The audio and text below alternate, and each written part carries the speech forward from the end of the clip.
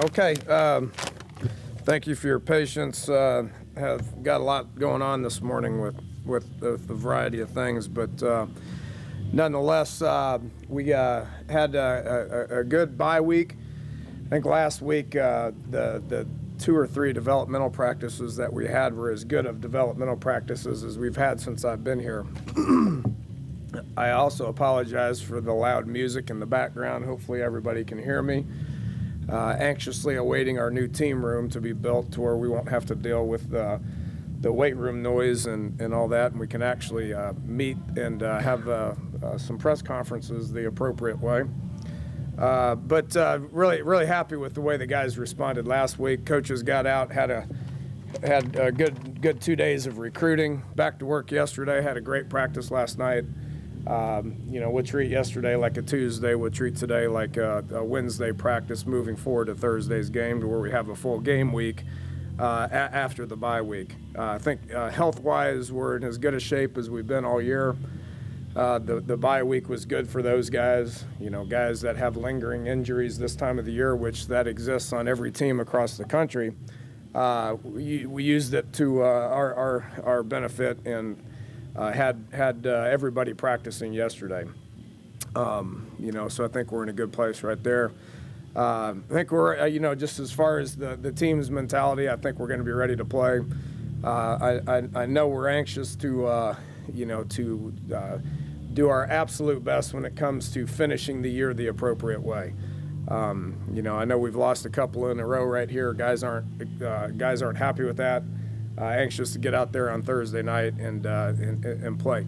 Got a huge task ahead of us. Kansas State is a very, very, very solid team, loaded with upperclassmen, a lot of seniors, a lot of juniors, a lot of guys that have been in their program for, not only 2 years with some of their junior college guys, but they got a lot of former walk-ons and program guys from when Coach Snyder came back. After taking a few years off, he came back, and he's had guys that have been in the program 4 and 5 years now, and it really shows on film. These guys know what to do.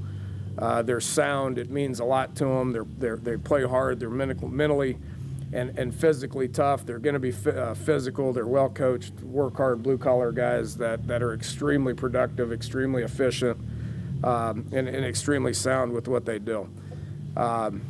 With them offensively, their quarterback's playing well. Waters, he's been in their program for 2 years now. He's playing really well. He's extremely efficient. The thing that stands out with Kansas State, and they were like this last year too on offense, I think Dana Holgorsen's doing a great job for them. And they've had some staff continuity there going on for 5 years. But they're just really efficient. They don't turn the ball over. They don't do anything to hurt themselves. They don't have many negative plays. Their third down efficiency is really good. Their red zone efficiency is really good. They're just an efficient outfit on offense. I think Lockett, 16, is one of the best players in the country. He hurt us last year. He's hurt a lot of people over the last couple of years. Just a true program guy that does things the right way. And is productive on the field as well. One of the better offensive lines that we're going to face, they're all juniors and seniors. Their center is a great player, but they just do a lot of things up front that poses a bunch of problems. So got our work cut out for us defensively. Them defensively sound. They're not going to trick you. I mean, they're going to be just incredibly sound in what they do. They're a play off you, keep everything in front of you, let you guys screw it up outfit that will, just play hard and be very, very, very technically sound. It's the same defense that we've seen out of them for the last couple of years, so nothing's new. That's not the problem. Trying to figure out what they do is not the problem. Trying to effectively attack it is definitely a challenge. As you can imagine, sound in the kicking game, everything that they do with the program is sound. Biggest thing that stands out is obviously Lockett, just with the return game. And I've said this to y'all and everybody else on special teams. It's not always about the returner. It's not always about the kicker. It's about the other 10 guys that that are on that specific unit, and they do a great job of coaching those other 10 guys up. And then with the dynamic guy like him, we're going to have to our cover units are going to have to be sound as well. Senior night, last thing before I take questions. Senior night is obviously special. It's an odd class. We got 19 guys that go through senior night. Of the 19 guys, only 5 of them, if I'm not mistaken, I think 5 of them are fifth-year seniors.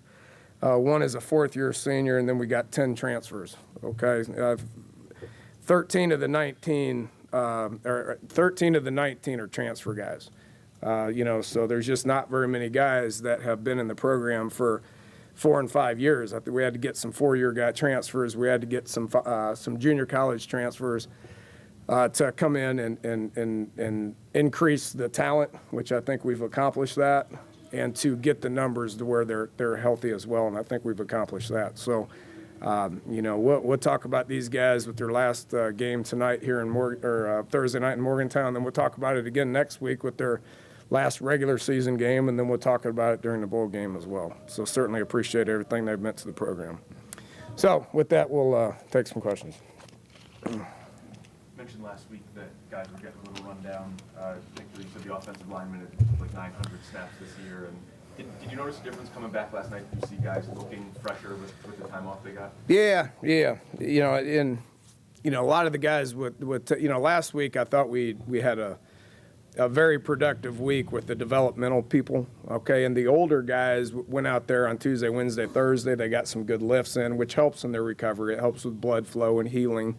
There just wasn't all this stuff, with the pounding of the pads. So they went out there and did a bunch of individual stuff. Spent a lot of time down in the weight room, a lot of time in the indoor with Mike Joseph, just stretching and a lot of recovery stuff. A couple of days off does wonders for you. So yeah, not only the linemen, you take guys like Russell Shell and Wendell Smallwood who have been banged up, have played a lot of snaps. Those guys came back in a better place as well.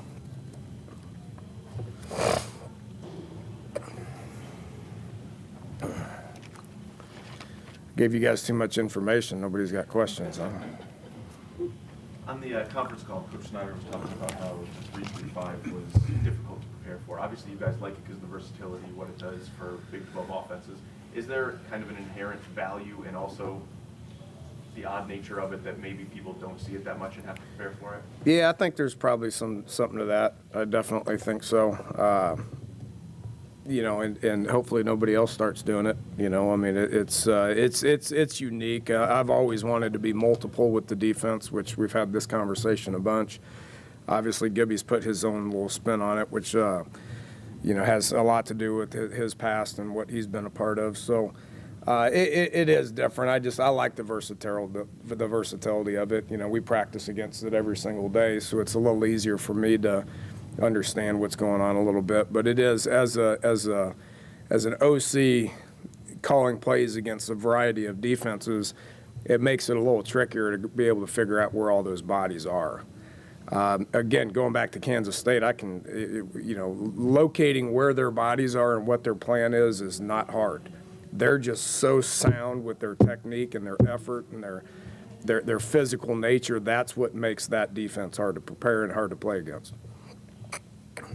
What's your feeling on the fact that early in the year you were throwing for 500, 400, 300 yards, and the last 3 games it's been below 300 yards? Is it what they've done defensively? Is that what you've done?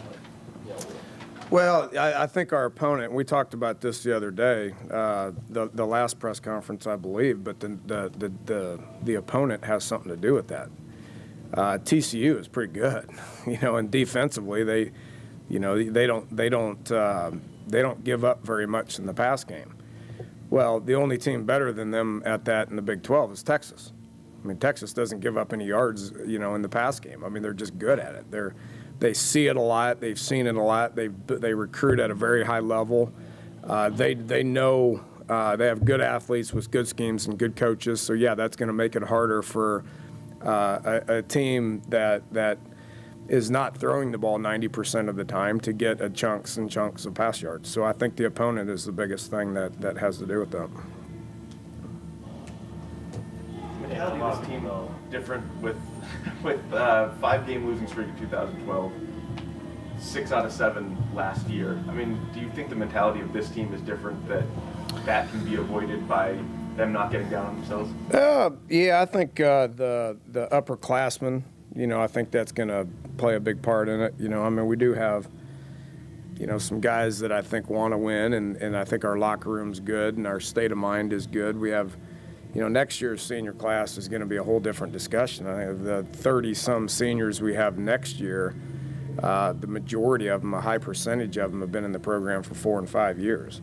So, that's what Baylor's got going right now. It's what TCU's got going right now. It's what Kansas State's got going right now is a situation where they've had that stuff intact for a long time. So we're getting there. It's going to take another year before we're totally at that place. But even with that said, a lot of those juniors like Carl and KJ and Kyle Rose, Kwiatkowski, Jordan Thompson, it means a lot to those guys, and I think they're going to give it everything that they got.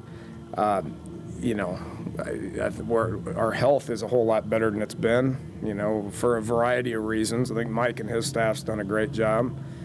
We do have better depth to where we're not playing a ton of people, but a year ago at this time, 2 years ago at this time, our injury report looked a lot different than it does right now.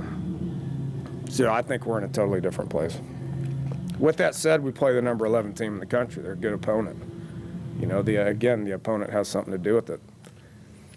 A lot of people know about Kansas State and the way they recruit a lot of junior college guys, kind of a unique way that they are able to play well year in and year out. Do you kind of see that your team is somewhat similar to them in the sense that you've gone the JUCO route the last 2 years? Yeah, I think so. I've seen an influx in the junior college recruiting in the last 5 years. Kansas State's been doing it at a very high level for a long time, and their success is by still having a ton of program guys. The fact that we have downstairs 128, 130 guys that are in the program at this point as opposed to 90 makes it a little bit different to be able to have our developmental practices and prepare these guys. You look at their roster, I mean, they got some junior college guys mixed in clearly like they always have, but the majority of their guys are program guys that are making a difference, like Lockett and like Ryan Mueller, I mean, and Travis Britz, and those guys are program guys that just play their tail off, and it means a lot to them because they've been on campus for 5 years. So, yeah, I think there's some similarities, and I think we're getting to that point where we got a lot of 4 or 5 year guys, and then we're always going to mix in some junior college guys. I doubt next year or the year after that we're going to have 68% of our senior class transfers like it is this year, but that number will continue to go down, but we'll always have to fill a void, fill a need with the transfer guy, whether it's 4 year or 5, whether it's a 4-year guy or a 2-year guy. Does Jake Waters remind you of Colin Klein at all, the patience in the run game? Well, a little different body type, Water, they're both athletic. I mean, Colin Klein was just a smart, headsy player that was big, and people say he couldn't throw the ball very good, but he completed 95% of his passes out here against us 2 years ago. But they both can run the ball. They're both athletic. Waters just keeps getting better and better, just a tremendous competitor.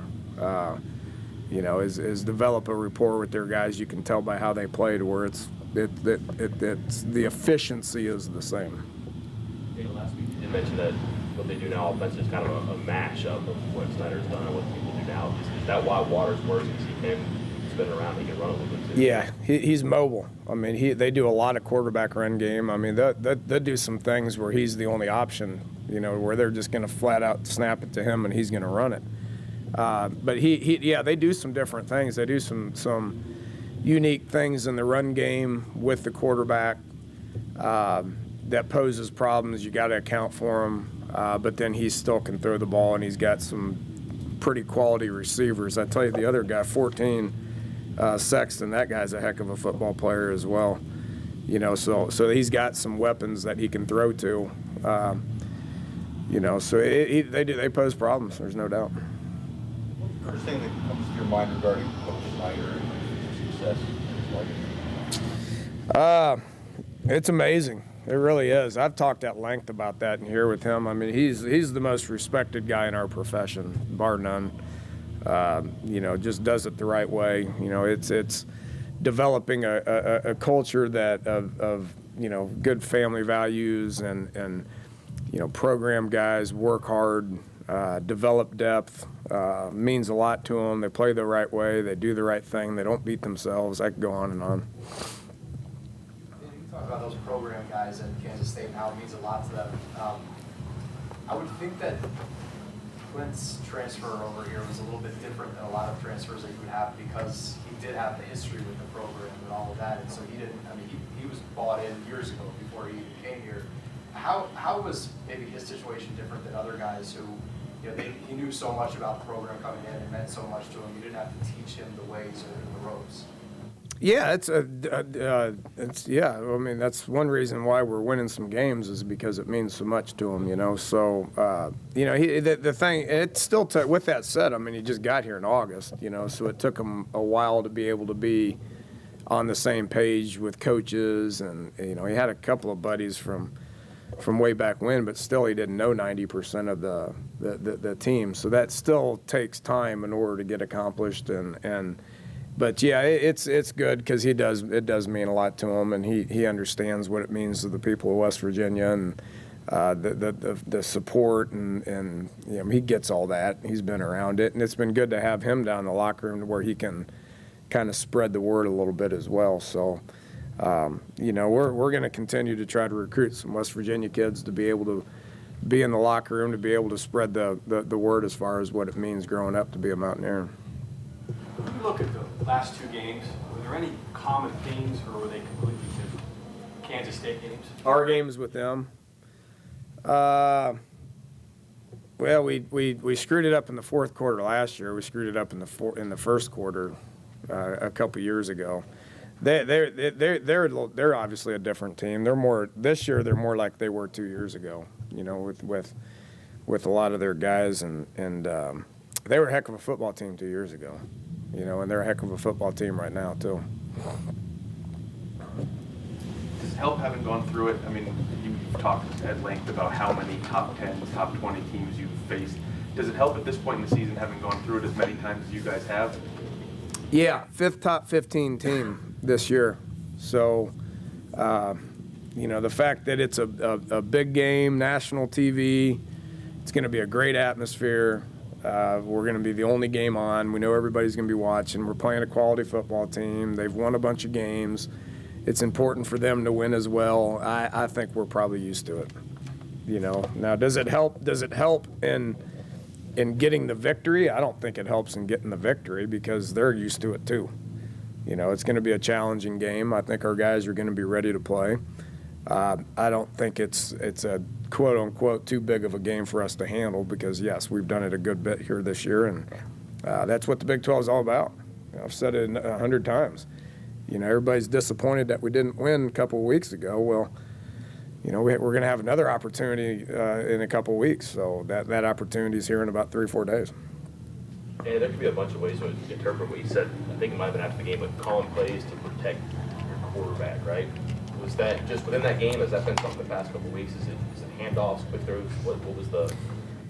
Well, yeah, and again, when you have a defensive front that gets after it like those two teams did, we got to be careful with how we call plays, how we protect him. I mean, that's no different than any other team I've been on with a quarterback that you need to be able to protect. I mean, he's our starting quarterback, and we don't have a very experienced backup.